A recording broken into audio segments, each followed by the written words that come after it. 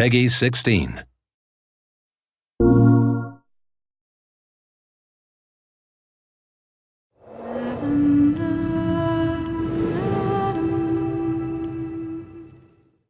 Quantic Dream has always been about creating interactive experiences that have emotion at their core.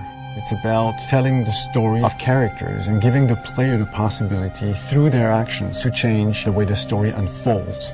When I write my script, I have an idea of how I want the story to be played. So we try to render David's idea into a game and see with him if it matches what he had in mind. In case it doesn't, we go back to the writing stage and keep working until the result perfectly matches David's vision. What we try to do in Beyond is really an intuitive and immersive experience. So we created a very discreet user interface with only white dots on screen and very simple controls. We wanted to revisit the action system and go for something that would be more invisible and more intuitive to the player. We didn't want the interface to be a barrier. We wanted the player to focus on what he's doing on screen and not on how to do it. Ideally, the player will forget that he has a controller in his hand and will just jump into the screen. One of the major revolutions in Beyond is the way Jodie Holmes moves. Depending on the context, depending on your emotional state, you see the character of Jodie moving differently, walking differently, looking around differently.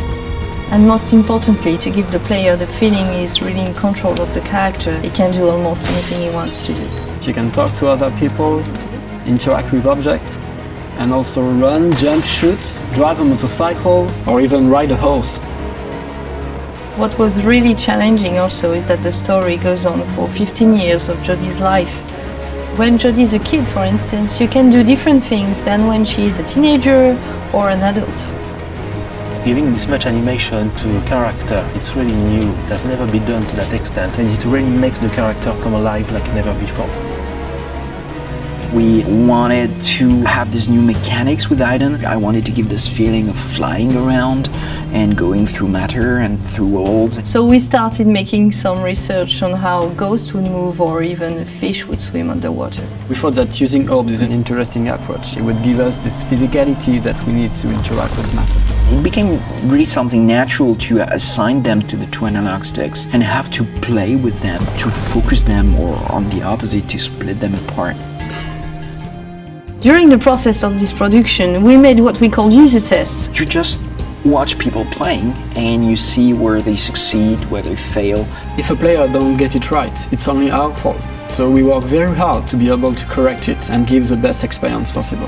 After each user test, it's meeting after meeting just to find the good solution to every single issue the player may have had. I guess what we're looking for with the gameplay is really to find an interface that will allow you to play live.